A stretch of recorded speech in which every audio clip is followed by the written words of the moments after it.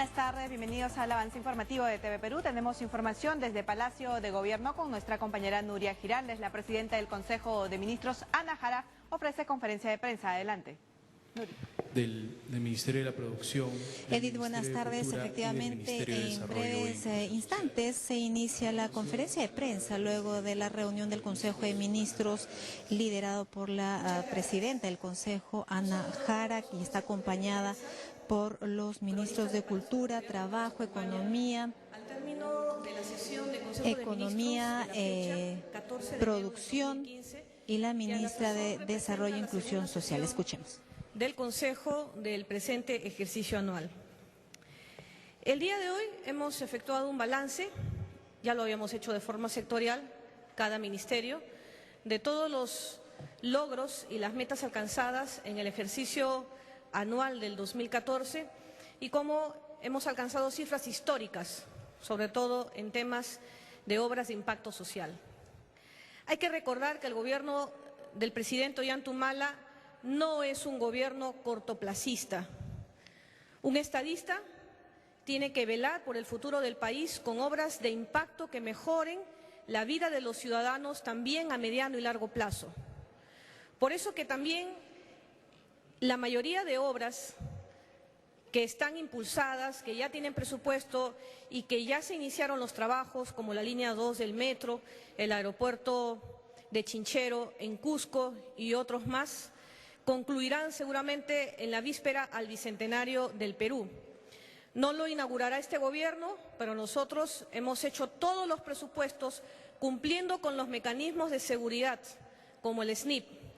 No hemos sacado la vuelta en el proceso de contratación a esas obras, precisamente para garantizarle a la ciudadanía que cada sol, cada centavo invertido en este gobierno es expresamente utilizado para estas obras que beneficiarán sin duda a las futuras generaciones del Perú. Además de esto, en la parte normativa que ha ventilado el día de hoy el Consejo de Ministros, existe una norma importante, sobre todo para el sector de producción. Y se trata de un proyecto de ley que estaremos enviando al Congreso de la República, obviamente con la prioridad que nos demanda la Constitución Política del Estado, y que es la que crea el Sistema Nacional de Supervisión y Fiscalización Pesquera y Acuícola y la Superintendencia Nacional de Pesquería. Son noticias muy importantes que el ministro Piero Gessi nos dará en mayor detalle. Y como los ministros de Estado ejercemos cargos políticos por excelencia, obedeciendo al factor confianza, también en estas sesiones, además de los días que nos reunimos de forma multisectorial cuando tenemos una agenda específica que unifica a varios sectores del Poder Ejecutivo y el despacho que tengo yo y en su caso el señor Presidente de la República con cada ministro de Estado, también analizamos coyuntura política. Y hoy hemos visto los grandes avances que nos compartirá la señora Ministra de Desarrollo e Inclusión Social en cuanto a política social, recordando siempre que es en este gobierno, en el gobierno de Ollanta Humala, que se crea por primera vez una política social. Estábamos acostumbrados a administrar estos programas que sacan de la pobreza y pobreza extrema a los ciudadanos peruanos, dispersos en diferentes carteras de Estado, y por eso no se podía medir tangiblemente el avance de cumplimiento de sus metas. Todos estos programas ahora están bajo la rectoría de este ministerio que se crea en esta gestión, el Ministerio de Desarrollo e Inclusión Social, y cada año las metas que nos fijamos como gobierno son mayores, son ambiciosas, son desafiantes. Y la ministra Paola Bustamante nos hablará de estos avances, repito, que tenemos previstos para el año 2015. Me acompañan varios ministros de Estado, que estamos a disposición de los señores y señoras de la prensa para absolver cualquier consulta que el caso requiera al término de la exposición de estos puntos importantes que hoy he anunciado que debe tener conocimiento la ciudadanía. Ministro de la Producción, Piero Gessi. Buenas tardes. Como anunció la Presidenta del Consejo de Ministros, aprobamos en el Consejo el proyecto de ley que aprueba la creación de la Superintendencia Nacional Pesquera, a la que llamaríamos SUNAPES. Lo importante de esto es diferenciar lo que es el rol promotor natural del Ministerio de la Producción del rol de supervisión y fiscalización. En ese sentido, dos direcciones generales del Ministerio de la Producción, la Dirección de Supervisión y Fiscalización y la Dirección de Sanciones, ambas direcciones generales, pasarían a ser parte de esa nueva superintendencia, la SUNAPES. La SUNAPES tendría las ventajas que tienen normalmente las superintendencias, que es independencia, mayor estabilidad de cuadros, menor rotación en general, mayor especialización en los temas importantes, y eso permite pues fortalecer la institucionalidad. En ese sentido, el subsector pesquería del viceministerio, el subsector pesquería del sector producción, estaría compuesto fundamentalmente por un ente científico como el IMARPE, un ente de control sanitario como el SANIPES, un ente supervisor de fiscalización como el SUNAPES, el Fondo de Desarrollo Pesquero, que se encarga fundamentalmente de temas acuícolas y de la modernización de los desembarcaderos pesqueros artesanales, y claramente el Ministerio de la Producción, el Viceministerio de Pesquería, con las políticas de todo el sector. Creo que en ese sentido se fortalece la institucionalidad, se da más claridad a los roles, y esto es un tema que ha sido postergado por algún tiempo y finalmente se ha podido aprobar en el Consejo de Ministros, y esperemos mandarlo muy prontamente para que lo vea la Comisión Permanente del Congreso de la República. Muchas gracias. Gracias, ministro de la Producción. El día de ayer hacía yo una exhortación a la comunidad, sobre todo a los actores políticos, a no sembrar desconfianza en el Perú, a no sembrar pesimismo entre los pobladores peruanos, porque este gobierno está llevando un manejo responsable y serio de la economía nacional. Este gobierno cuenta con reglas claras y estables en cuanto a materia económica.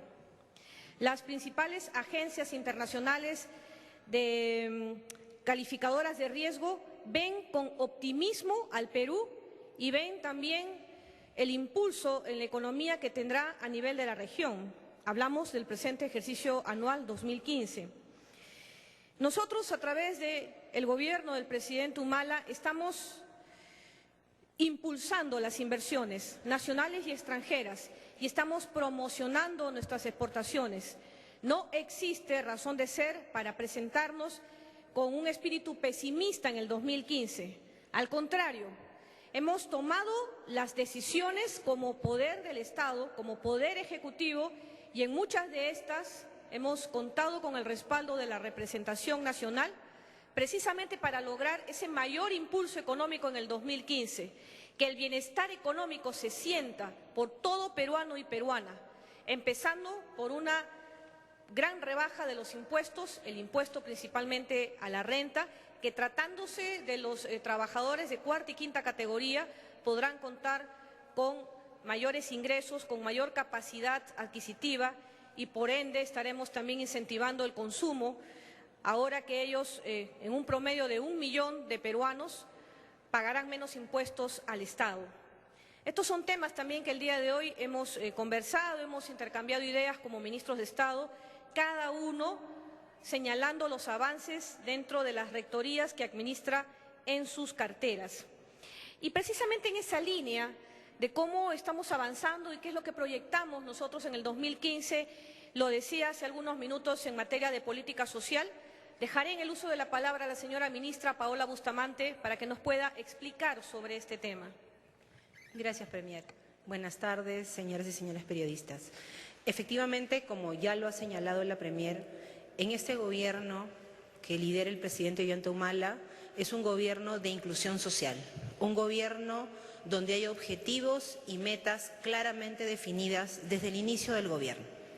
En ese sentido, con la creación del Ministerio de Desarrollo e Inclusión Social, se concentran los programas sociales para tener una lógica de intervención focalizada, pero también se concentra y se define la política de desarrollo e inclusión social a través de la estrategia Incluir para Crecer. En ese sentido, tenemos avances importantes con datos que se han presentado públicamente desde el Instituto Nacional de Estadística. No son datos que se trabajen en gabinete, no son datos que se reflejen solamente de un sector, son datos que se levantan a través de las encuestas nacionales que identifica y elabora el Instituto Nacional de Estadística y que a través del Comité de Pobreza se validan y se publican y se difunden. En ese sentido, el primer tema fundamental que queremos dar a conocer y con meta al 2016 es el vinculado a la prioridad que tiene este Gobierno de inclusión social en la primera infancia y en continuar reduciendo la desnutrición crónica infantil. En ese sentido, la reducción, estamos hoy ya en 14.1%. Comenzamos el año pasado y solamente me voy a referir a un periodo anual en el caso de desnutrición. En enero del año pasado teníamos el 17.5% de niños y niñas a nivel nacional con desnutrición crónica infantil y estamos comenzando este año con datos de mediados del 2014 en 14.1%. Eso significa que seguimos reduciendo la desnutrición crónica infantil y estamos seguros, y se está haciendo todo el trabajo y el esfuerzo necesario para que terminado el Gobierno lleguemos al 10%. 10% que todavía implica un reto en nuestro país de continuar reduciendo la desnutrición crónica infantil. La inversión en la primera infancia es fundamental y este Gobierno, el Gobierno del presidente Ollanta Humala, lo está haciendo. Asimismo, cuando hablamos de pobreza, el país viene reduciendo la pobreza de manera sostenida. La meta de este Gobierno fue llegar al 5% de pobreza extrema y el año pasado logramos llegar al 4.7%. Mantenemos el firme compromiso de continuar reduciendo la pobreza y de esa manera avanzar llegando realmente con acceso a servicios básicos en las poblaciones más alejadas. Priorizamos a nivel del Ministerio, pero en un trabajo intersectorial y como Gobierno liderado por el presidente Humala, la priorización en zonas rurales, altoandinas, en zonas de selva. Y ahí podemos dar algunos datos importantes. Con relación al acceso a agua, en 2 años de gestión de Gobierno, en los primeros 2 años, 2011-2013, en marzo conoceremos las cifras del 2014 y seguro serán mucho más alentadoras. Pero en estos 2 años hemos reducido ya, hemos incrementado el número de peruanos y peruanas que tienen acceso a agua. Comenzamos en el año 2011 con un acceso del 36% de la población rural de acceso a agua para consumo humano. Hemos cerrado el 2013 con 63%. En el 2011, 1 de cada 3 peruanos no tenía acceso a agua para consumo humano, que es fundamental para avanzar en el desarrollo. Hoy, 2 de cada 3 peruanos que viven en ámbito rural, es decir, son pobres o pobres extremos, tienen acceso a agua para consumo humano. Eso implica que vamos a continuar reduciendo desnutrición crónica infantil, que estamos acercando los servicios básicos a la población que más lo necesita. Asimismo, en lo que corresponde a acceso a electrificación, comenzamos el año 2011 con 64.2% en zona rural y estamos cerrando con datos al 2013 del 71.6%.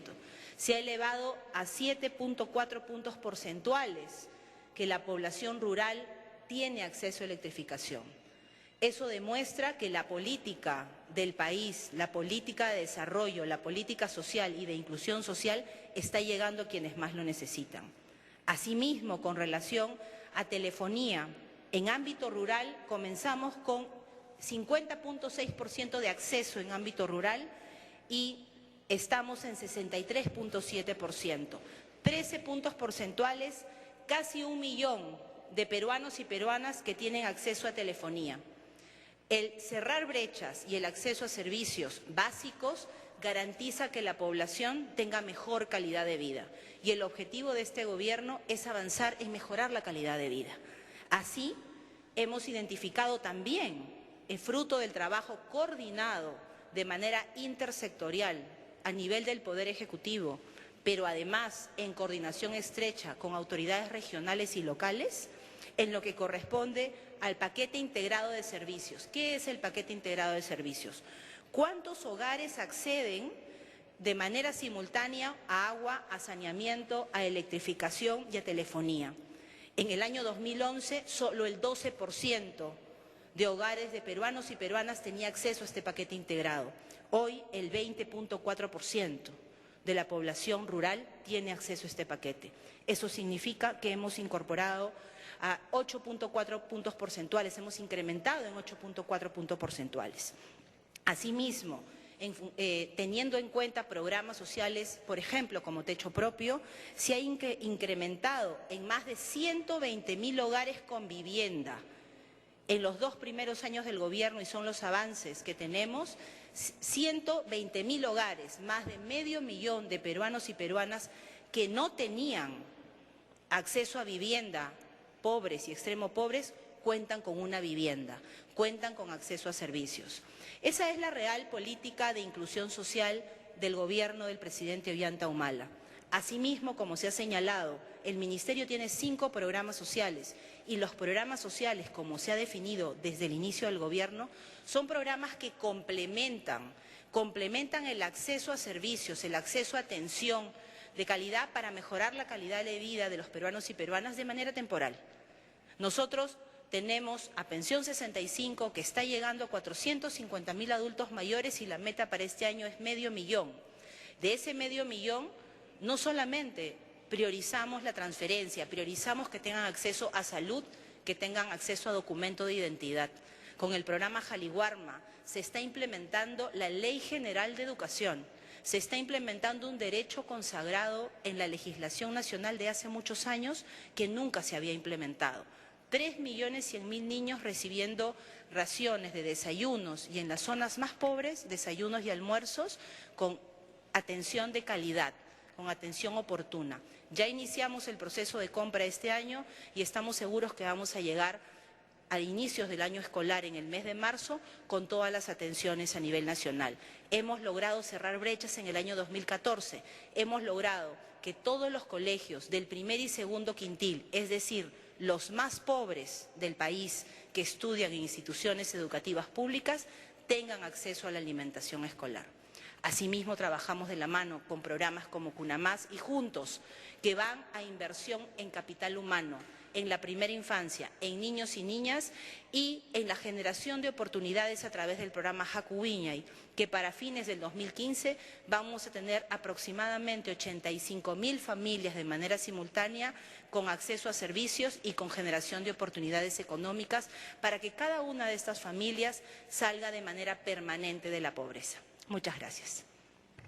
Gracias, señora ministra de Desarrollo e Inclusión Social. La orden del señor presidente de la República, Ollanta Humala, es pagar a los fonavistas. Estamos cumpliendo una promesa de campaña, no del candidato Ollanta Humala, sino del señor presidente de la República. ¿Y por qué traigo a colación este hecho? Porque siempre, en víspera a una elección general, hemos visto cómo diversas personalidades del ambiente político tomaban este tema del pago de los fonavistas como una bandera para traer rédito político para la campaña.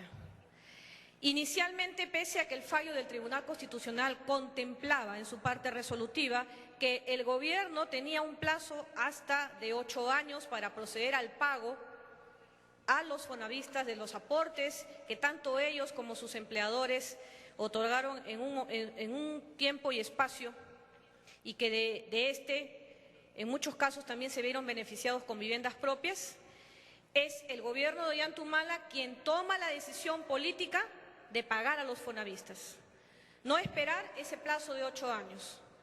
Cuando todo esto ya se había verificado y habíamos anunciado que antes del cierre del año 2014 se haría el pago, todos sabemos que hubo otro fallo de parte del Tribunal Constitucional señalando que debía ampliarse el padrón de beneficiarios por un tiempo más a fin de que todos puedan alcanzar a ese beneficio. Se hicieron las consultas del caso, ya salió la explicación de parte de este organismo autónomo constitucional y estamos nosotros ya en vísperas de cumplir esta promesa que hoy se materializa por un compromiso del presidente de la República. Pero hay que también tener en cuenta que se ha actuado con seriedad y responsabilidad. La voluntad política es pagar. Se paga sí o sí a los fonavistas, pero se están haciendo los esfuerzos por recuperar la plata que muchas veces fue mal administrada en sectores como el Banco de Materiales o las llamadas empresas prestadoras de servicios, las EPS, que son las que proveen del agua potable a las jurisdicciones y que están bajo la administración de los gobiernos subnacionales. Ese dinero que prácticamente fue desfalcado, nosotros estamos tratando de recuperar, en muchos casos logrando la liquidación de estas empresas para poder recuperar luego que se satisfagan de acuerdo a ley las prioridades como el pago de las pensiones y de los beneficios sociales de los trabajadores, entre otros, para que ese dinero venga al fondo y se pague a todos los fonavistas. Esa es la voluntad política de este gobierno. La ciudadanía tiene que saberlo. Otros se pusieron de costado, otros se pusieron de perfil, otros gobiernos le dijeron a los fonavistas, yo te voy a pagar, y no lo hicieron. Este gobierno tomó al toro por las astas y decidió pagar, sin que estuviese obligado constitucionalmente a hacerlo, porque ya este organismo, que es el Tribunal Constitucional, había dispuesto un plazo prudencial de 8 años para verificar este pago. Lo estamos haciendo ahora y vamos a cumplir con todos los fonavistas. Este primer padrón, compuesto por 113.011 peruanos y peruanas, 103.011 peruanos y peruanas recibirán el pago que les corresponde por sus aportaciones al FONAVI.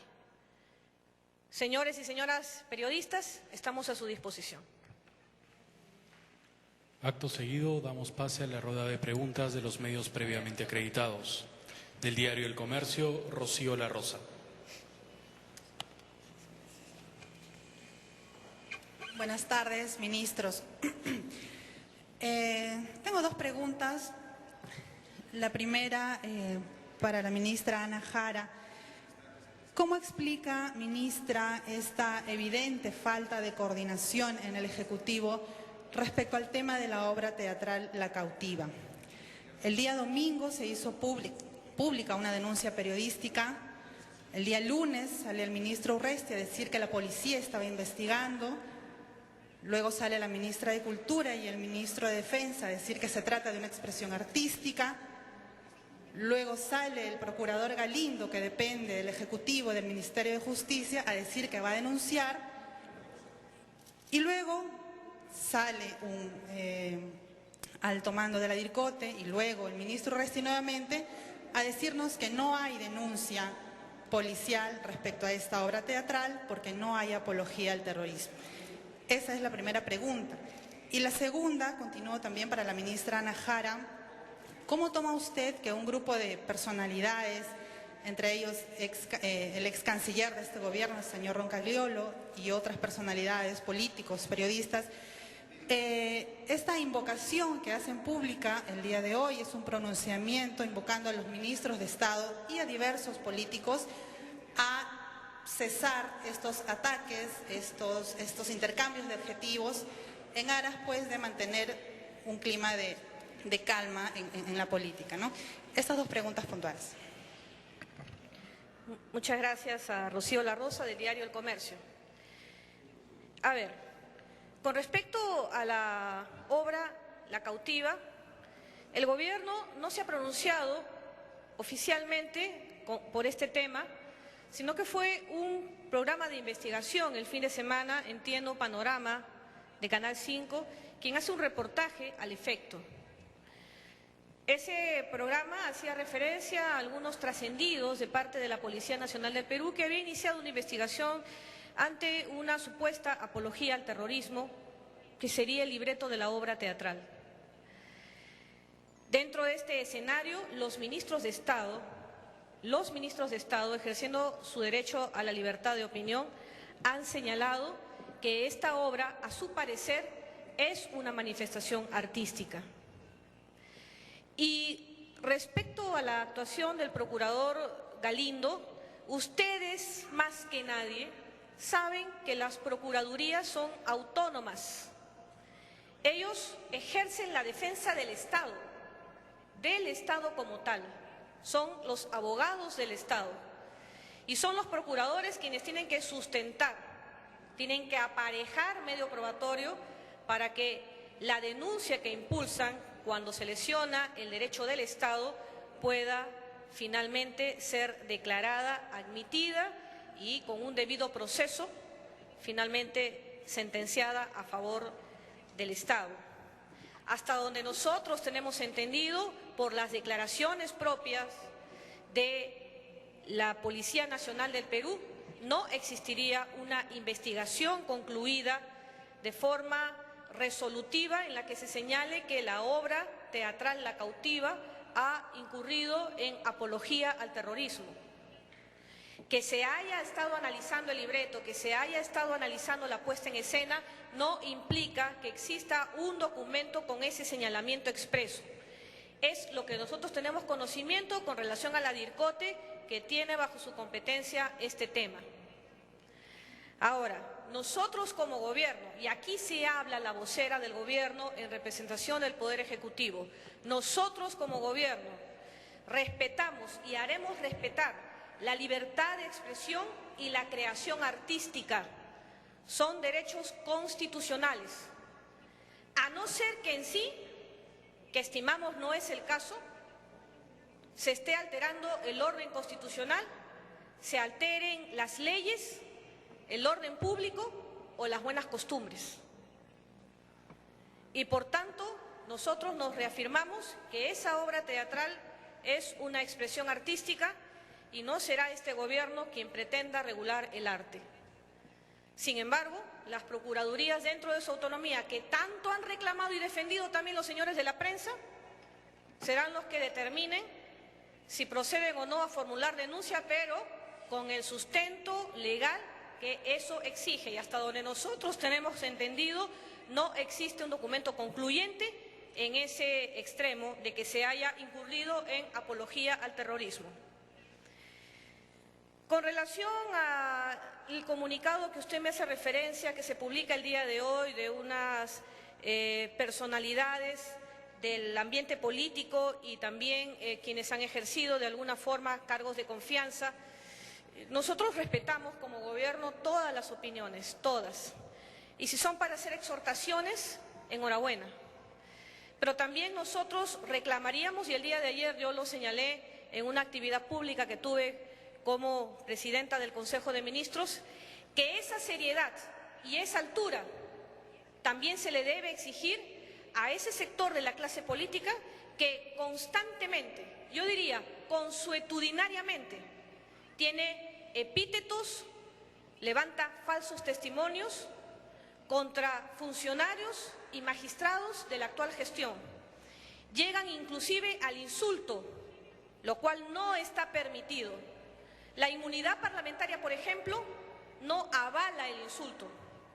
Y nosotros vemos que se ha descendido tanto en el nivel del debate político que inclusive se le pone epítetos y sobrenombres al presidente de la República, que es el jefe del Estado, el que personifica a la nación. Se levanta falsos testimonios y se le atribuyen cargos gravísimos, cargos punibles a la primera dama, a la señora Nadine Heredia, por su condición también, que es legítima de participar en la vida política del país y que ejerce el cargo de presidenta de un partido político. La inmunidad parlamentaria no te da derecho a incurrir en el insulto, a la diatriba, a los actos de provocación, a levantar falsos testimonios sin que se apareje medio probatorio, porque si alguien tuviera la certeza que los hechos son así, hace tiempo hubiesen formulado denuncia ante el Ministerio Público. Nosotros como gobierno hemos sido respetuosos y seremos respetuosos de la libertad de expresión, pero la seriedad y la altura la tenemos que guardar todos los peruanos, sin excepción. con mayor razón quienes ejercemos cargo público. Y esa invocación se la hacemos especialmente a la oposición, porque en su rol de fiscalización muchas veces, no en todos los casos, se exceden. Y nosotros, mientras nos abocamos a mostrar los avances de cumplimiento de nuestro trabajo, estamos también recibiendo golpes bajos como gobierno que no hemos salido a responder precisamente para evitar la confrontación y elevar algunos temas que desde nuestro punto de vista no son trascendentes. Seriedad y altura para todos, la misma vara para todos, para quienes somos gobierno y para quienes integramos la clase política. Ese es el ejemplo que tenemos que darle a la ciudadanía, todos, por igual, seriedad y altura. Gracias, Rocío La Rosa, del diario El Comercio. A continuación, Francesca García, del diario La República. Buenas tardes, ministros. Quisiera saber si se ha expuesto en la sesión del Consejo los avances del trabajo de la Procuraduría Anticorrupción, que están en Bolivia desde el 7 de enero y que se prevé que estén hasta el 22, con respecto a la estrategia para forzar la expulsión del señor Martín Belaúnde Locio. Y para el ministro Freddy Otárola, quisiera saber, mañana ya se ha planeado una nueva movilización por el tema de del régimen laboral juvenil. Y bueno, ustedes han hecho un conversatorio ayer en el Congreso, han expuesto el reglamento, lo han prepublicado para tener los aportes de ciertos sectores, pero aún hay un sector justamente que es el que está en contra. Quisiera saber si como Consejo ustedes han propuesto alguna solución. Mañana va a haber esta movilización y es probable de que no den su brazo a torcer. Gracias. Gracias a Francesca García, del diario La República. No, el tema del caso Martín Belaúnde no ha sido abordado por el Consejo de Ministros. Entiendo que es un tema expresamente jurídico con alcance internacional, porque estamos sujetándonos a la normatividad del país de Bolivia, y para eso expresamente hay un trabajo coordinado, una estrategia que no revelamos como gobierno para que esta surta plena eficacia jurídica de parte de la Cancillería del Perú y del Ministerio de Justicia. No es un tema que se haya ventilado y por tanto no tengo mayor conocimiento o alcance nuevo del que ya conoce la prensa hasta este momento. Con respecto al tema de la ley de promoción juvenil o la ley de mi primera chamba, ministro. Buenas tardes. En efecto, el día de ayer casi 1000 jóvenes han estado en el Congreso de la República. Fue tal la concurrencia que se tuvieron que habilitar en medios electrónicos para que se comunique entre los salones y puedan todos escuchar. ¿Qué habían hecho los jóvenes? Se habían citado para discutir artículo por artículo la ley y el reglamento. Y luego de eso nos están haciendo llegar su opinión sobre cómo podría mejorarse este reglamento, que casualmente ha sido prepublicado para eso. Dar el lapso de 30 días para quienes estén a favor o en contra, para que quienes tengan sugerencias, nos los hagan llegar. Respetamos el derecho a discrepar.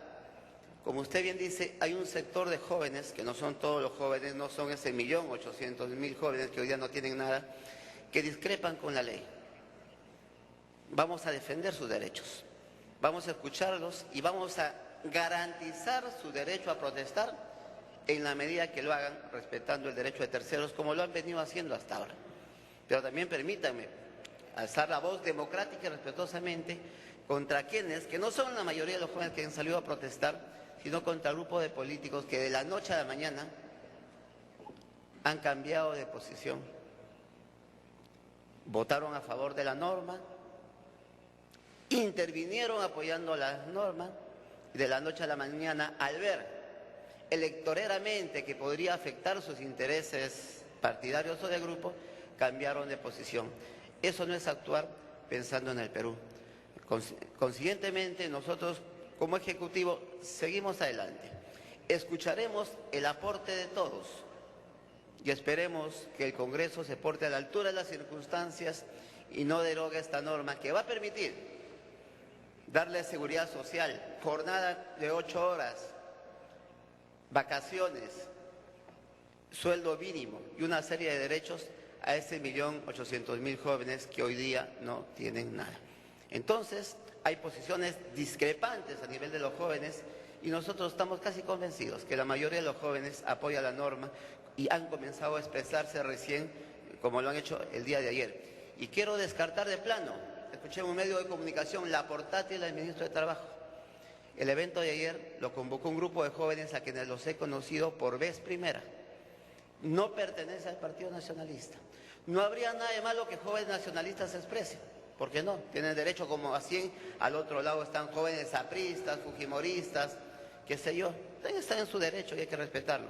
Pero insisto, lo de ayer ha sido una convocatoria independiente de jóvenes que no pertenecen a ningún partido, pero también quieren hacerse sentir. Y estoy seguro que los medios de comunicación les van a permitir también a ellos difundir sus ideas. Gracias, Francesca García, del diario La República. Leonardo Caballero, de Radio Nacional. Sí, buenas tardes. En primer lugar, una consulta sobre todo al ministro de Economía. Sobre las inversiones, ayer usted manifestó que habían iniciativas privadas cofinanciadas. ¿Qué nuevos anuncios habrán al respecto el lunes en Proinversión? Y en segundo lugar, por el tema del FONAVI. En primer lugar, ¿qué estrategias de pago se están previendo para los fonavistas? Pues vemos que todavía hay mucha desinformación entre ellos. Y también la Asociación de Fonavistas está exhortando a los ex aportantes a no cobrar el monto establecido, pues aducen que no sería la cantidad correcta establecida por la ley 29625. ¿Qué responde al respecto, ministro? Sí, muchísimas gracias por las preguntas. Voy a empezar por la primera pregunta, iniciativas privadas cofinanciadas. Como declaré ayer en distintos medios, el Ejecutivo, a través de sus distintos canales, ha dado prioridad, lo que se llama prioridad y relevancia, a 22 iniciativas privadas cofinanciadas. Para que entiendan perfectamente a qué me refiero, es un tipo especial de asociación público-privada que surge a iniciativa, de ahí el nombre, de proponentes privados, pero que requieren cofinanciamiento del sector público. Se han aprobado de propuestas, de más de 50 propuestas que se alcanzaron a Proinversión, a través de Proinversión a los distintos concedentes, el Ministerio de Transportes, Ministerio de Educación, Ministerio de Salud, etcétera. Se han aprobado 22 de ellas por un monto de inversión, un monto comprometido de inversión de 20.800 millones de soles. Esto es fundamental para el cierre de brechas de infraestructura. La decisión de aceptar estas 22 iniciativas privadas y de no aceptar algunas de las otras responde a una serie de criterios técnicos y responde en particular a un plan multisectorial y multianual de inversiones que se ha trabajado con los distintos sectores involucrados. Como habíamos dicho, es una prioridad del Gobierno cerrar brechas de infraestructura, pero en particular también entrar en asociaciones público-privadas de carácter social que otros gobiernos no han ejecutado. Casos particulares del sector salud, del sector educación. Entre las iniciativas privadas aceptadas están 8 iniciativas del sector salud que incluyen hospitales, varios hospitales, residuos hospitalarios, entre otros. En el caso de educación son 7 iniciativas privadas, pero que son cada una grupos de colegios. Tenemos 54 colegios en total. Hay 3 grupos de colegios, de 4 colegios cada uno, de colegios de alto rendimiento en distintas regiones. Como ustedes saben, el modelo de colegio de alto rendimiento es aquello para los mejores alumnos en las distintas localidades, que viene acompañado del colegio con facilidades de hospedaje. Básicamente son modelos de internado, viven ahí los alumnos. También una serie de colegios de alto riesgo en distintos distritos de Lima. En saneamiento también hay un par de proyectos de saneamiento, incluido tratamiento de aguas residuales en el lago Titicaca, que implica una labor fina de coordinación con varios gobiernos municipales, con varios distritos alrededor del lago Titicaca, que tienen que dar su conformidad a este proyecto. Y hay además 5 proyectos de transporte fundamentales para lograr mejorar la conectividad del país. Entonces, continuamos trabajando para cerrar la brecha infraestructura de manera planificada y de manera ordenada y particularmente de manera responsable. La admisión de estos proyectos responde primero que hay un filtro presupuestario y de sostenibilidad fiscal que sean consistentes con el marco macrofiscal del país. El día lunes fue otra de las preguntas que va a hacer Proinversión. Proinversión va a ser un evento informativo sobre la siguiente ventana de iniciativas privadas cofinanciadas. Como ustedes saben, una vez al año, a raíz de cambios normativos que hicimos para ordenar el proceso de aceptación de IPCs, una vez al año se recibe de parte del sector privado iniciativas privadas durante el primer mes y medio de cada año. Entonces estamos entrando en la ventana del 2015. Entonces en ese evento se va a dar información para orientar a los proponentes interesados qué tipo de proyectos le interesa al Estado peruano evaluar, lo que llamamos expresiones de interés. Y a varios sectores han estado trabajando, coordinando a través de sus equipos de inversiones con proponentes interesados, y acá lo que vamos a hacer es un anuncio integral donde van a estar presentes varios sectores para la siguiente ventana de proyectos. Eso con respecto a el anuncio sobre iniciativas privadas. Entonces, hemos ya adjudicado 54.000 millones de soles en proyectos, más del doble que todo el gobierno previo. Estamos incorporando estos 21.000 millones para formulación en Proinversión.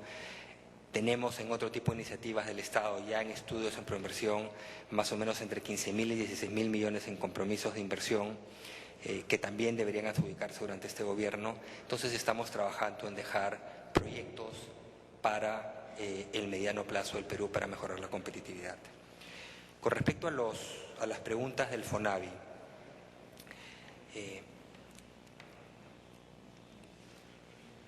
como ya se ha declarado, el órgano oficial, la instancia oficial para hacer pronunciamientos en la materia es la comisión ad hoc creada por ley. Como ya he dicho, estaba planificado comenzar los pagos a partir del próximo lunes, del lunes 19 de enero. Puedo darles la buena noticia, que próximamente ya anunciará oficialmente la comisión ad hoc, que se realizaron las coordinaciones con la comisión ad hoc y el Ejecutivo para ver si era posible acelerar este pago y efectivamente a partir del día sábado se va a comenzar con el pago, el sábado 17, este sábado. Para ello se ha instruido, el Ejecutivo ha instruido al Banco de la Nación para que tenga horarios exclusivos de operación durante el fin de semana para poder pagar a los fonavistas. El día sábado, a partir del mediodía, importante, a partir del mediodía, no en la mañana, a partir del mediodía y hasta las 5:30 de la tarde, van a operar las oficinas del Banco de la Nación exclusivamente para atender pago a los fonavistas, y el día domingo van a atender desde las 9 de la mañana hasta las 5:30 de la tarde también para atender a los fonavistas. Y posteriormente ya a partir del lunes en sus horarios normales. Entonces, para que informen, esta es información nueva nuevamente. Sábado se comienza el pago a partir del mediodía, oficinas del Banco de la Nación, exclusivamente para fonavistas. ¿Qué otra información relevante deberían de tener los fonavistas? La información la pueden verificar en la página web de la Secretaría Técnica del FONAVI, que es www.fonavi-st de secretariatécnica.gov.pe. El primer día de consultas hubo más de 690.000 consultas, para que tengan una idea de la magnitud de consultas en la materia, pero también de los esfuerzos que se ha puesto en los sistemas para que puedan resistir la carga de requerimientos de información. Con esto pueden los fonavistas identificar si están en el primer padrón de beneficiarios, que es de 103.011. Además de la página web, que ya se acabó de señalar, en caso tuvieran alguna consulta, pueden llamar al teléfono 317-8888, donde se puede absolver las consultas. El proceso es muy sencillo. A partir de mañana, los fonavistas que están en este primer padrón de 103.011 beneficiarios van a recibir su certificado de reconocimiento de aportaciones y derechos de fonavistas, el CERAT, en sus domicilios. Este certificado es un certificado informativo. Si no lo reciben aquellos que están en el primer padrón, que no se preocupen, es informativo. Para proceder al cobro, en realidad, basta que se acerquen al Banco de la Nación portando su DNI. Es el único documento que requieren y con eso pueden realizar el cobro. En caso de que sean terceras personas con poder respectivo que quieran proceder al cobro, les agradecería que hagan las consultas respectivas en la página web de la Comisión Ad Hoc. Pero repito, solo tienen que apersonarse a partir del sábado al mediodía con su DNI para poder proceder al cobro. El proceso de cobro es gratuito. Y eso lo quiero resaltar, siempre se ha dicho, nunca se han realizado cobros a los fonavistas. Hay terceros interesados, no solo en difundir información errónea, sino en realizarle cobros a los fonavistas.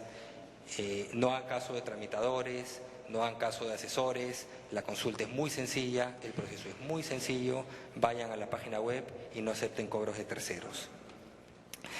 En los próximos días, finalmente, el Banco de la Nación va también difundir por los canales correspondientes los procedimientos para que se puedan acercar los fonavistas para realizar los cobros.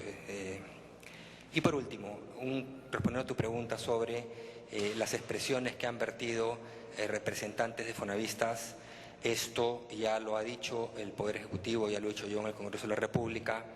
Hay una única instancia oficial encargada de comunicar todos los procedimientos con respecto a los procesos de pago y a las determinaciones correspondientes, siguiendo el marco legal vigente, las leyes al respecto y los fallos, incluyendo el último fallo del Tribunal Constitucional, que ha sido bastante preciso en términos de cuál es la fórmula a aplicar para hacer los cálculos correspondientes. Sin embargo, si hay terceros interesados en desinformar y, como bien dices, en instruir a los fonavistas a que no cobren.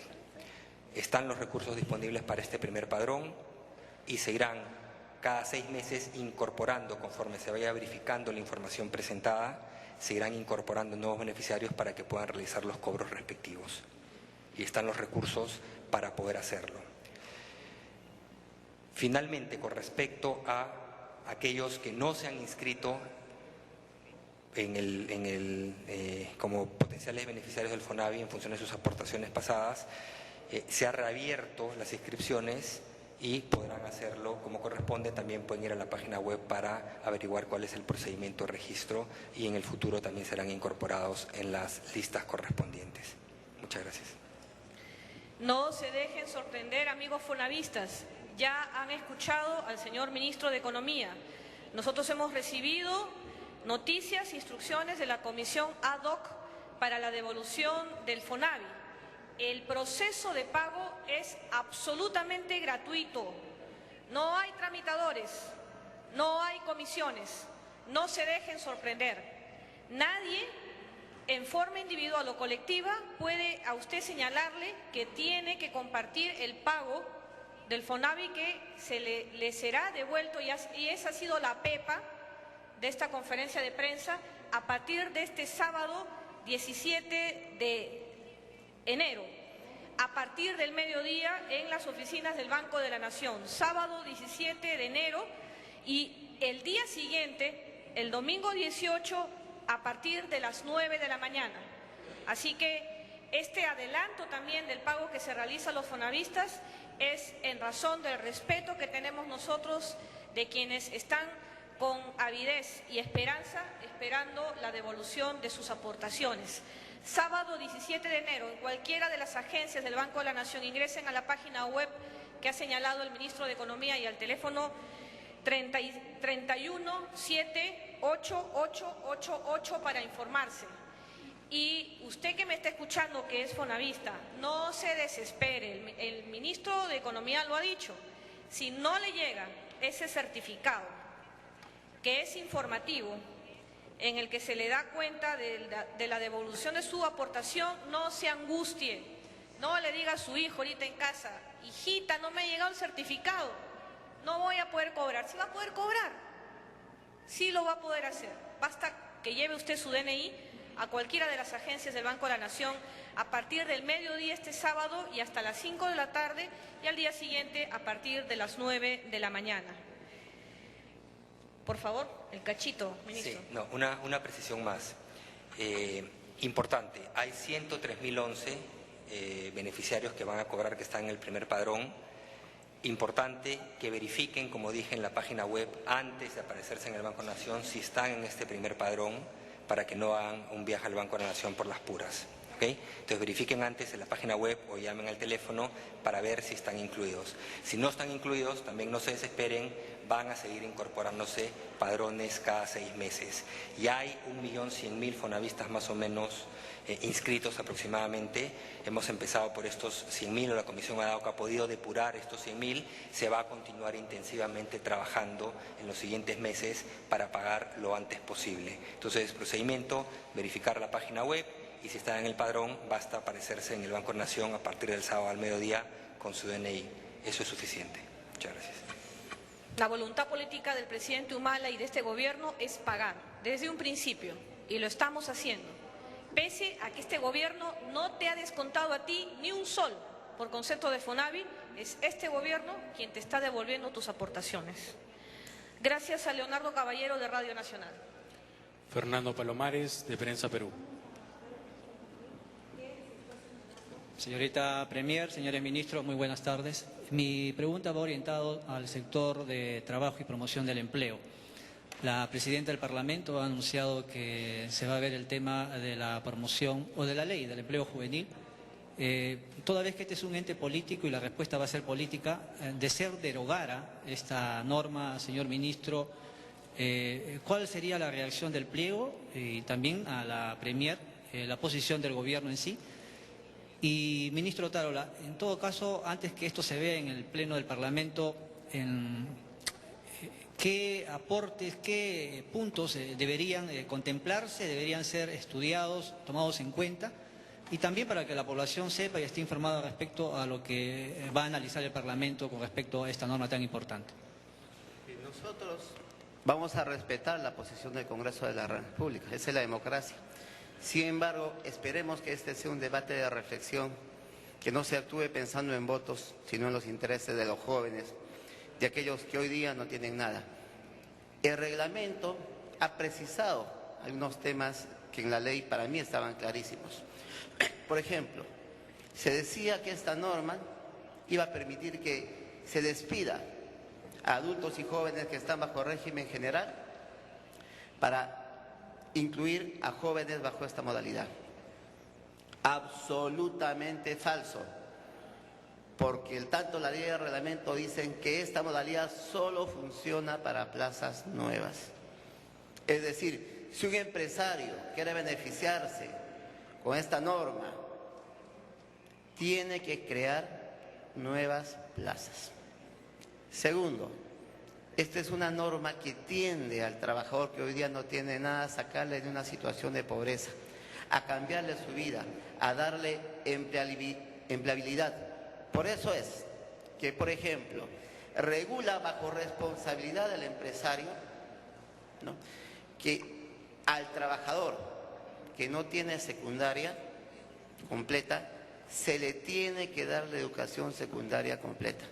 Se le tiene que facilitar la matrícula y el estudio de secundaria completa para ir mejorando su calidad académica. Pero en el caso de los jóvenes universitarios, en los que aproximadamente el 57% trabaja en carreras para los que, o en oficios para los que no ha estudiado, es decir, desperdiciando su esfuerzo en el estudio, un esfuerzo económico de él, de su familia, del Estado, a esos jóvenes, y esto supera de lejos a las prácticas preprofesionales, se les tiene que dar labores acorde a la especialidad que están o han estudiado. Es decir, estamos mejorando enormemente la calidad educativa. Por eso, si se derogase esta ley, nuevamente el Estado peruano le estaría dando las espaldas a ese 1.800.000 jóvenes que hoy día no tienen nada y que con esta ley puede, con éxito, ser incorporado al mercado laboral en forma ascendente, mejorando su capacidad, mejorando su calidad, su formación profesional, su currículum y por lo tanto logrando empleabilidad. Gracias.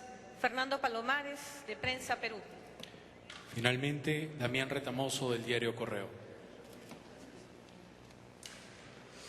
Ministro, buenas tardes. Mi pregunta es para la doctora Ana Jara. Es un tema de coyuntura. Ayer estuvieron los ministros en el Congreso y lo que quedó en claro fue reconocer que el señor Belaúnde Locio, al llegar a Bolivia, no tenía la orden internacional de captura, la notificación roja, ¿verdad?, cuando presentó su solicitud de refugio el 15 de diciembre. La pregunta es directa, es decir, si su despacho considera que en esto existe alguna irregularidad y en ese caso se tomará alguna medida o estará en marcha alguna investigación interna. Muchas gracias. Gracias, Damián. Damián Retamoso, del diario El Correo. Bueno, yo quisiera ahí nuevamente incidir, como lo hemos hecho en múltiples escenarios, que quienes están autorizados por la especialidad, porque este es un caso que se está sometiendo a leyes de carácter internacional. El caso del empresario requerido por la justicia peruana, Martín Belaúnde Locio, que quienes se pronuncien al respecto sea el canciller Gonzalo Gutiérrez o en su defecto el ministro de Justicia, Daniel Figalo. Lo único que yo le puedo decir como primera ministra, y nos reafirmamos como gobierno, es que estamos satisfaciendo todos los requisitos legales para poner al señor Martín Belaúnde frente a la justicia peruana. Y en eso nos reafirmamos. La conferencia ha concluido.